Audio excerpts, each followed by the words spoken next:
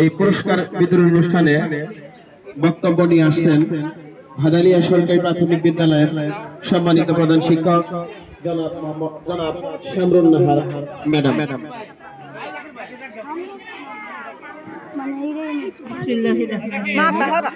আসসালামু আলাইকুম।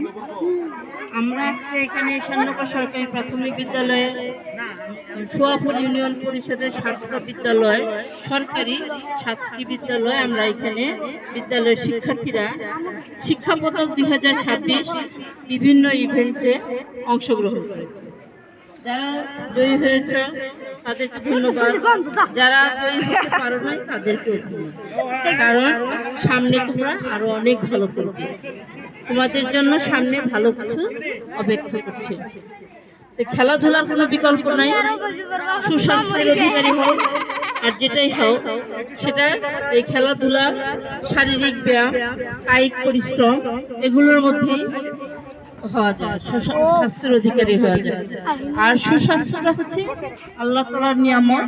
তোমরা সবাই সুস্থভাবে, সুন্দরভাবে, নিয়মতান্ত্রিকভাবে চলাচল করার চেষ্টা করবে, এটাই তোমাদের কাছে আমাদের আশা।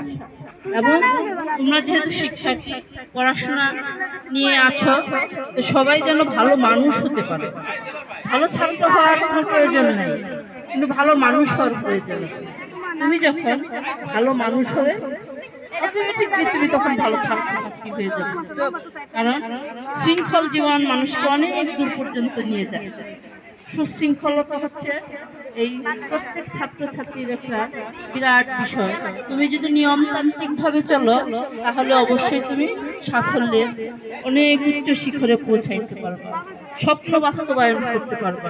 প্রত্যেকেই স্বপ্ন নিয়ে বাঁচে, সবাই বড় বড় স্বপ্ন দেখে আমি ডাক্তার হব, আমি ইঞ্জিনিয়ার হব, শিক্ষকও হতে পারি। আমরা যে শিক্ষক, আমরা কিন্তু খারাপ ভাবে নেই, আলহামদুলিল্লাহ ভালো আছে। অতএব সবাই স্বপ্ন নিয়ে বাঁচার চেষ্টা করব, উচ্চ স্বপ্ন দেখবা এবং তোমাদের স্বপ্ন যেন সফল হয়। আমরা সবসময়